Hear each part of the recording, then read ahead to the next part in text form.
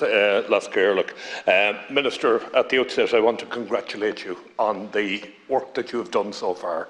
You have stepped up to the plate, you've called in the experts, and I'm proud to know you as my local TD. Fair play to you. You've done the job.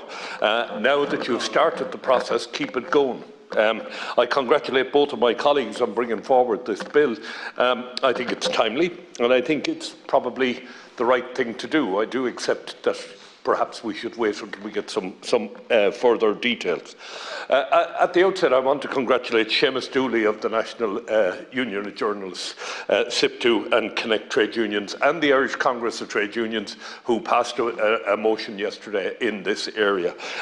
It wasn't easy for Seamus Dooley to come out, and indeed some of the high-profile people that we know in RTE who stepped up to the plate, came on camera and let their feelings be known.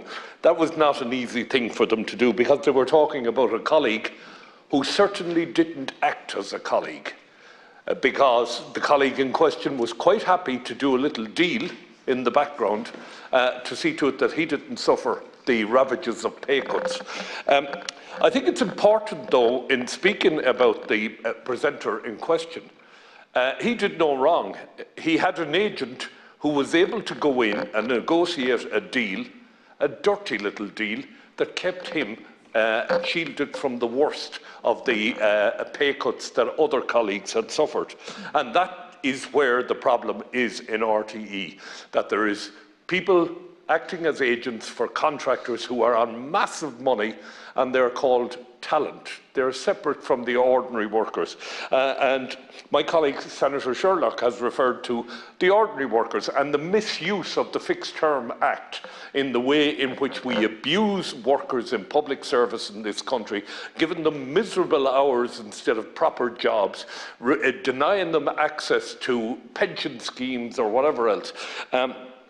The bogus self-employment issue, I would hope that there's going to be a root and branch examination of every single employment contract in RTE to see who was brought in under bogus self-employment.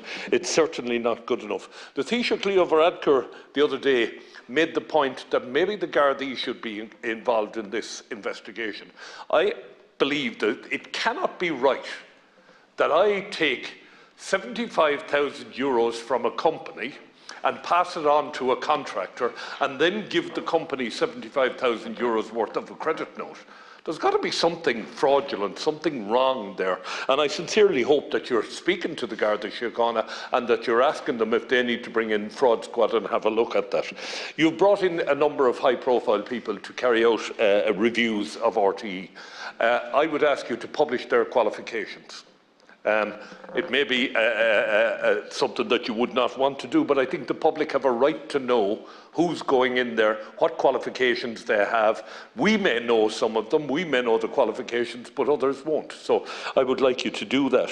And I think once you get into the cut and thrust of all of this, I think it has been said by Pierce Doherty the other day that some of the senior people in RTE need to consider their position, because whether they like it or not, throwing D. Forbes under the bus is not simply the answer here. There were other people who were aware of what was going on.